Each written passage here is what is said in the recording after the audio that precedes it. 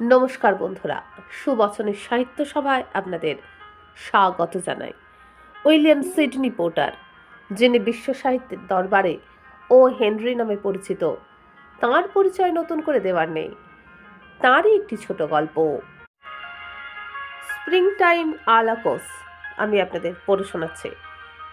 গল্পটির বাংলা অনুবাদ করলে নাম দাঁড়ায় খাদ্য তালিকায় বসন্ত। ফুল ফুটুক না ফুটুক, আজ বসন্ত।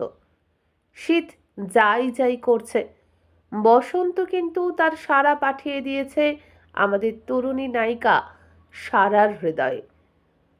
নির্জন ঘরে টেবিলে মাথা রেখে অঝরে কেঁদে চলেছে সারা। কেন কাঁদছে সে কথা জানার আগে আসুন আমরা সারাকেই একটু জেনে নিই। মেয়েটি নিউ ইয়র্ক শহরে ফ্রিল্যান্সার স্টেনোগ্রাফার হিসেবে কাজ করে।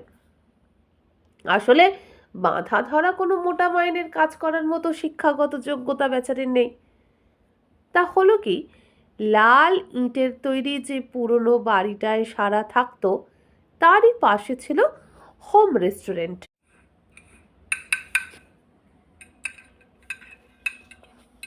একদিন সেখানে নৈশভোজ করার সময় সারার হাতে পড়ল সেদিনের খাদ্য তালিকাটি। অসংখ্য ভুল শব্দ ও বানানে ভরা আস্ত একটি প্রহেলিকা। কি মনে করে সে সেটি বাড়ি নিয়ে এসে নিজের টাইপরাইটারে সেটিকে সুন্দর, নির্ভুল ও পরিচ্ছন্ন করে টাইপ।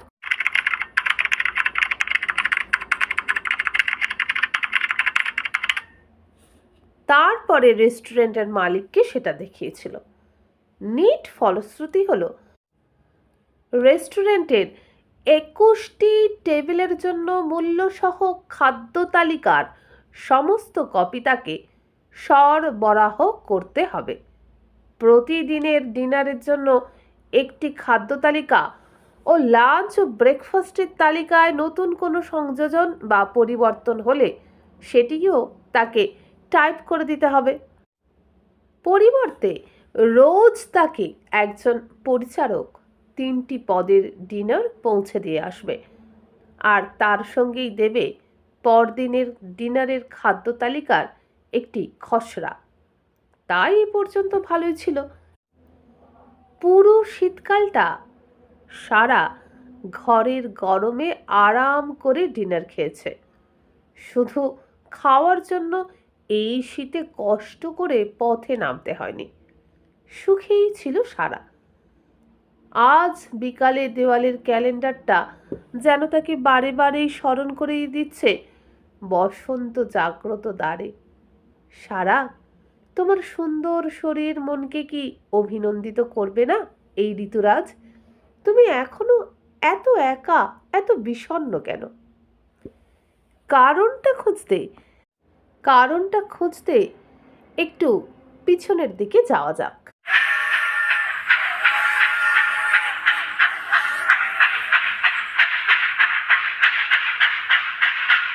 গত গ্রীষ্মে সারা গ্রামে বেড়াতে গিয়েছিল। সেখানেই তার সঙ্গে আলাপ হয়েছে জোরদারের ছেলে ওয়াল্টারের সঙ্গে। ক্রমে আলাপ থেকে ঘনিষ্ঠতা। ছায়াছন্ন এক স্বপ্নের মতো গলিপথে সারা ও ওয়াল্টার কত নিভৃত দুপুরি না কাটিয়েছে। দুজনে মিলে একটা উজ্জ্বল হলুদ রঙের ফুলের মুকুট তৈরি করেছে। সারার উজ্জ্বল বাদামি চুলের ওপর সেই সোনালি হলুদ মুকুটের শোভায় উচ্ছ্বসিত হয়েছে ওয়াল্টার। কথা ছিল আগামী বসন্তেই দুজনের বিয়ে হবে।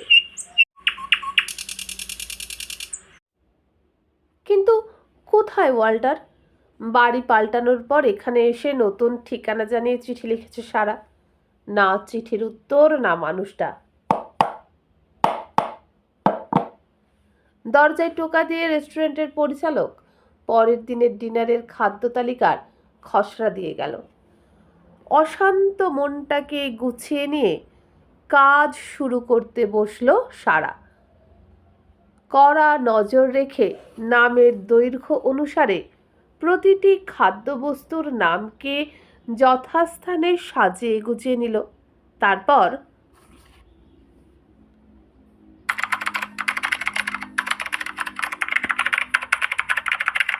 দ্রুত বেগে টাইপ করতে শুরু করলো। খাবারের তালিকাতেও বসন্তের ছোঁয়া লেগেছে। ফল মিষ্টির ঠিক ওপরে সবজির তালিকা, গাজর ও মাটন, টোস্টের ওপর শতমূলির টুকরো, টমেটো, জব ও সবজির ঝোল, বিন, বাঁধাকপি, আর তারপরের নামটা। সেদিকে তাকিয়ে নিজেকে আর সংযত করতে পারল না সারা। চোখের জলের বন্যায় ভেসে গেল সে। খাদ্য তালিকার পরবর্তী কিস্তিটা ছিল হলুদ ড্যান্ডেলিয়ান ফুল আর ডিম দিয়ে তৈরি একটা খাদ্যবস্তু। ডিম চুলোয় যাক, কিন্তু ড্যান্ডেলিয়ানই তো সেই ফুল যার মুকুট গড়ে ওয়াল্টার সারার মাথায় পরিয়েছিল আর তার শোভায় মুগ্ধ হয়েছিল।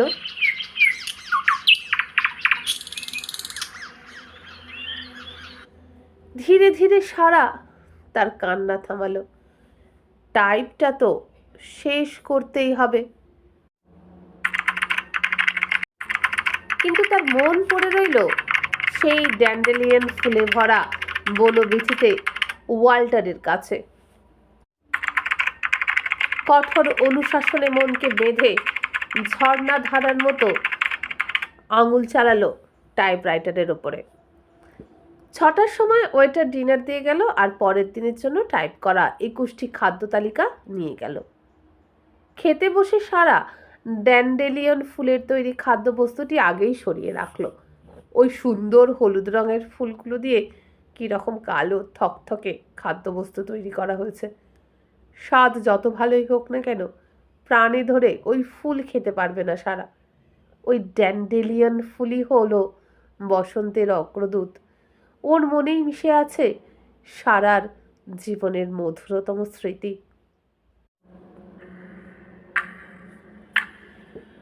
7:30 সময় পাশের ফ্ল্যাটের স্বামী স্ত্রীতে তুমুল ঝগড়া লেগে গেল। ওপারের ফ্ল্যাটের লোকটি শুরু করলো তার নিত্যদিনের বংশীবাদন। ঘরের গ্যাস কিছুটা কমানো হলো। বাড়ির পেছনে বেড়ার ওপর দিয়ে বেড়ালগুলো ধীরে ধীরে অন্যদিকে চলে গেল। কয়লার গাড়ি থেকে মাল নামানো শুরু হলো। সারা বুঝতে পারলো এবার তার বই পড়ার সময় হয়েছে।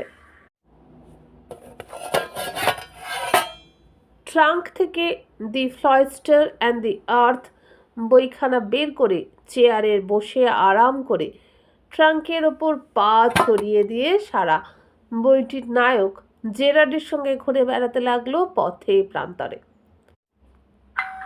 তার ঘন্টিটা হঠাৎ বেজে উঠল। বাড়িওয়ালাকে সাড়া দিতে শুনে সারা এক লাফে গিয়ে দরজায় দাঁড়ালো। ভালুকের পাল্লায় পড়ে জেরার্ড আর ডেনিসের কি যে দশা হলো কে তার খোঁজ রাখে। তারপরে নিচের হল ঘরে জোরালো বলিষ্ঠ গলার আওয়াজ। খরগোশের মতো কান খাড়া হয়ে গেল সারার। বইটা মাটিতে ফেলেই ছুট লাগালো দরজার বাইরে। সারা সিঁড়িতে পৌঁছতে না পৌঁছতেই তরুণ জোরদারটি এক লাফে 3টে করে সিঁড়ি ডিঙিয়ে এসে জড়িয়ে ধরল সারাকে। অভিমান ক্ষুব্ধ গলায় চেঁচিয়ে উঠল সারা, কেন তুমি চিঠি লেখনি? কেন কেন কেন? ওয়াল্টার ফ্র্যাঙ্কলিনের জবাবও এর জন্য তৈরি। নিউ ইয়র্ক তো ছোটখাটো জায়গা নয় যে ডাক দিলেই তোমায় খুঁজে পাবো। গত বৃহস্পতিবার নিউ ইয়র্কে এসে জানলাম তুমি সে বাসা ছেড়ে দিয়েছ। তোমার এখানকার ঠিকানা বাড়িওয়ালা জানে না। তারপর থেকে খড়ের গাদায় ছুঁচ খোঁজার মতোই খুঁজেছি তোমাকে, কিন্তু আমি যে চিঠি দিয়েছিলাম, বিশ্বাস করো সে চিঠি আমি পাইনি। তাহলে আমাকে খুঁজে বের করলে কিভাবে? জোরদার ছেলেটি এবার একটি ঠিক বসন্তকালীন হাসি উপহার দিল। সে ভারী মজার ব্যাপার। বছরের এই সময়টায় কিছু কাঁচা তরি তরকারি খেতে আমার ভালো লাগে। আজ সন্ধ্যায় সেই খোঁজ করতে করতে এসে পৌঁছালাম তোমার বাড়ির পাশের ওই হোম রেস্টুরেন্টে। তারপর বন্ধ নিঃশ্বাসে বলে সারা। তারপর খাদ্য তালিকায় চোখ বুলোতে বাঁধাকপি পর্যন্ত এসেই তো আমার চক্ষু স্থির। আরে হ্যাঁ, চেঁচিয়ে উঠল সারা, ওই বাঁধাকপির পরেই তো ছিল ড্যান্ডেলিয়ন ফুলের তৈরি সেই খাবারটার নাম। কিন্তু ওয়াল্টার, তুমি কি করে? তক্ষুনি লাফ দিয়ে উঠলাম, চেয়ারটা উল্টে গেল।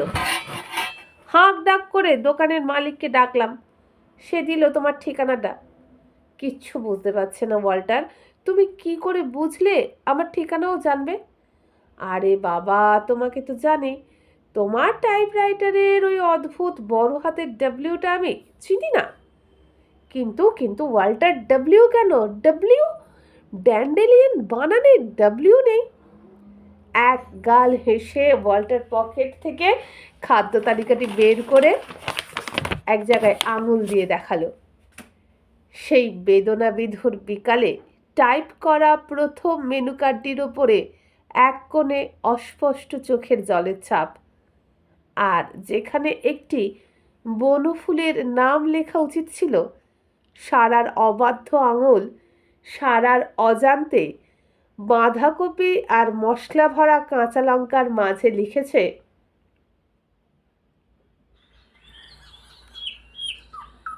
প্রিয়তম ওয়াল্টার, সঙ্গে পুরো সিদ্ধ ডিম।